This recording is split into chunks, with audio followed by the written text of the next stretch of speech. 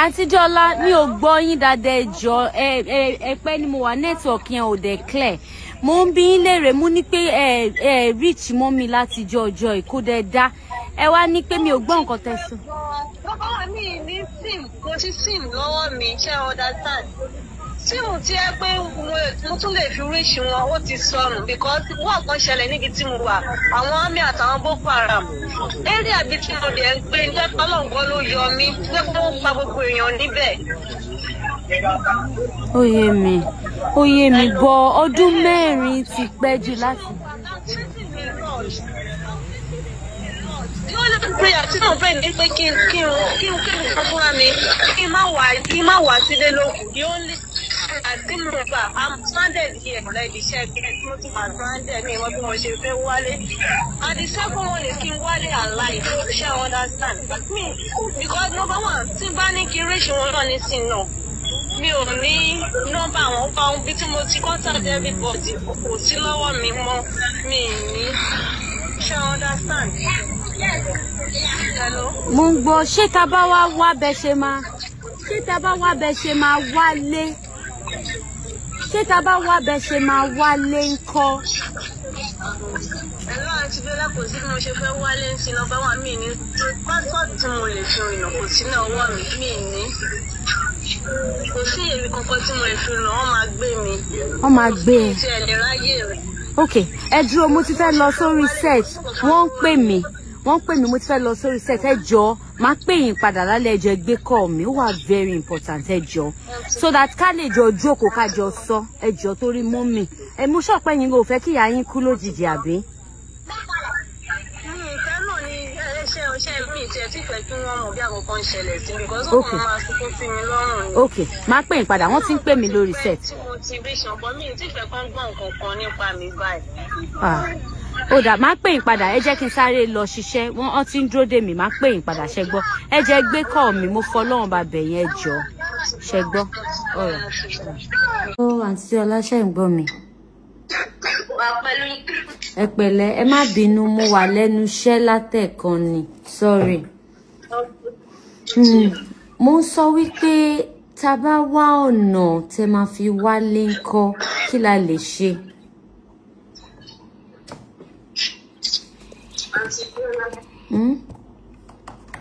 Nǹkan ló ṣẹlẹ̀ ní wípé ṣẹ́rí ọdún náà nísìnyí tí bá máa wálé bí ní ìwé tí màá fi rò lọ́nà.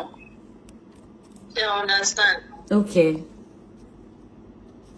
Mi ní ìwé tí màá fi rò. Nọ́mbà 2 owó tí màá ti fi wálé. Ìgbà tó ṣẹlẹ̀ nìyẹn. Ṣé kò sí báwọn tí ò ní ìwé bọ́n ṣe ń rìn ni? Kò sẹ́ni tó máa rìn lọ tí ò ní níwèé Biola. Àwọn ọmọ Nàìjíríà tó wà ní kọ́sọ́dì àwọn pípọ̀ yìí wọ́n lé ní 500. Wọ́n fi báwọn lè bọ̀ sọ́nà láì níwèé. But my wọ́n lè ti gbé ìwọ̀n kí n fi wọn lò. Ẹ̀wọ̀n náà máa tìyàn mọ́. But my thing is, kí ló dé tí ẹ ṣe jẹ́ kí mọ́mì tiẹ̀ láì dà? Bó tiẹ̀ jádùúrà lásán ló ń gbà fún yín. Kódà.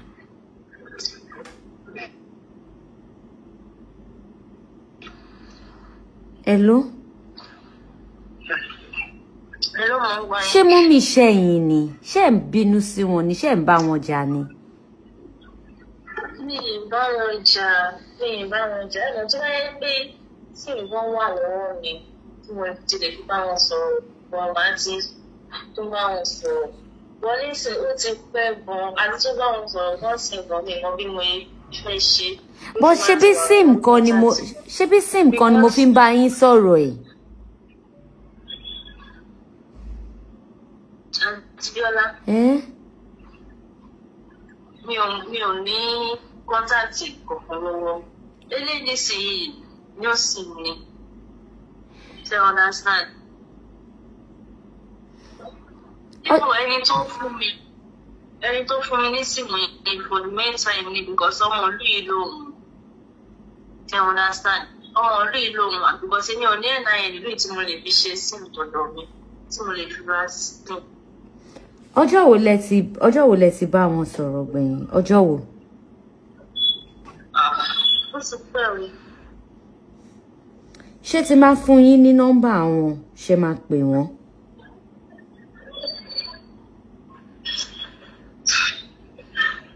Àwọn làákì gbọ́ mi ní parọ́ fún yín mi mọ̀ bí because mo bí wọ́n máa ké ni wọ́n máa ké lórí fóònù bí ìdẹ̀fẹ́ ṣe ló pè mí báyìí kíkan yọ sí wọn lójijì màmá yìí pé mo ti rí wọn face to face wọ́n ní sì tí mi ti rí àti wálé mo máa wà bí níwàábì láti fi bá wọn sọ̀rọ̀ pé wọ́n máa kí máa ṣe gbogbo kan bẹ́ẹ̀ ṣe understand ìfẹ́. Ṣé ẹ pè àwọn ọmọ yín ńkọ́? Ṣé ẹ ń pè àwọn? Kò sí mo ṣe fẹ́ bá wọn sọ̀rọ̀. So ẹ bá àwọn ọmọ yín sọ̀rọ̀ in 4 years. Wọ́n ṣàdé bá mi kankan mi ìbíṣẹ́ lùpọ̀lì sẹ́yìn ọkàn tí mo fẹ́ bá sọ̀rọ̀. Mi ò ní sí ohun tí mo lè bá nìbọ̀dì sọ̀rọ̀ mi ní bọ́tà tí mo bọ̀dì. Kí lẹ wá fẹ́ ká ṣe báyìí? Ṣé mọ̀ pé àwọn èèyàn ti ń drag mọ́mì yín gan o, wọ́n ní pé rọ́ ni, wọ́n ní pé ẹ̀wọ̀n mọ̀bí tẹ́ wà, wípé ń sọ wípé wọ́n ń bá yín sọ̀rọ̀ pé mọ́mì yín mọ̀bí tẹ́ wà, wọ́n dẹ̀ ti ń drag wọn gan, ó dẹ̀ ti ń di wàhálà gan, wọ́n ní mọ́mì yín mọ̀bí tẹ́ wà pé mọ́mì yín wá parọ́ gbowó, torí pé wọ́n fẹ́ scam àwọn èèyàn náà ṣe wá tà wá sọ bẹ́ẹ̀.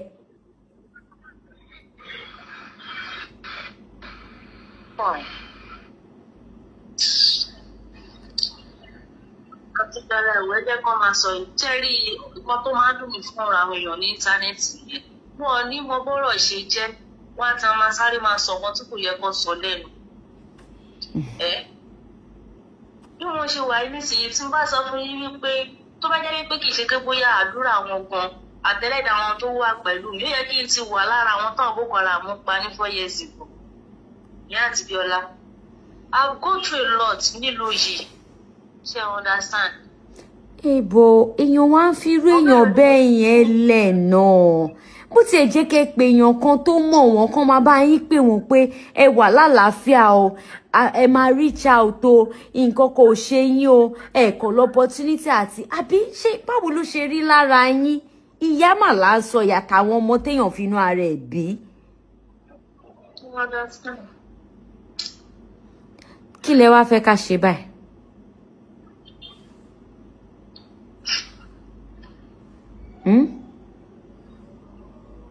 Kí lẹ fẹ́ ká ṣe báyìí? Gbogbo tí ẹ bá mọ̀ jẹ́ pé ẹ lè ṣàlágbára tí mo lè fi wálé because èmi fúnra mi ó ti sú mi already jẹ́ gẹ̀ẹ́tì. Nǹkan tí mò ń sọ náà nìyẹn pé kí ni ká ṣe, báwo la ṣe lè ṣe? Everything about this country ìnáwó ilẹ̀ náà kò bá mi. Èmi ní Sìnkọ́lá ń pè ní Kúpọ̀lá dìde ni mò ń ṣe. Because èmi ò ṣé ẹ̀ ń gbọ́ ìsìn Abíọ́lá? Èmi fúnra mi ò gbó lọ títí. Because special bí iná nọ́mbà 2 kò bá mi ní ara mu bọ́ mi níjọ́ ìgbà tí mi ò mọ bí mo ṣe fẹ́ wá sílé. Ṣé ẹ understand? Kí ni wẹ́dà bẹ̀? Ibi ìgbà ìgbóná. Ó gbóná, okay. Number 1 òtútù wọn ó le gan. Ṣé mọ̀ nǹkan?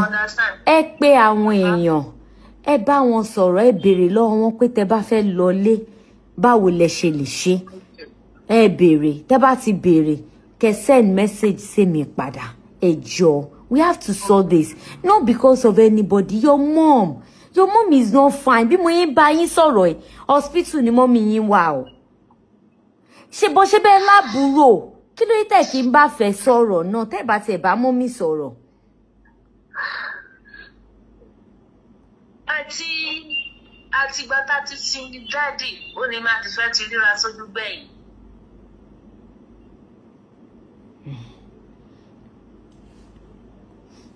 Bọ̀ ìyẹn ò ní. Nígbà tí mo kó Nàìjíríà, Istabella mi nípa ọ̀rọ̀ fún mi ìdágbére fún anybody. And from tí mo mú kò lè gangan bàjẹ́. mi tún mọ bí mo ṣe ṣe bí wọ́n jí mọ́ mi lọ́wọ́ níbi because wọ́n ń jalè bí báyìí tó mi ìtẹ̀ wá reach anybody mi ò mú contact anybody lọ́wọ́.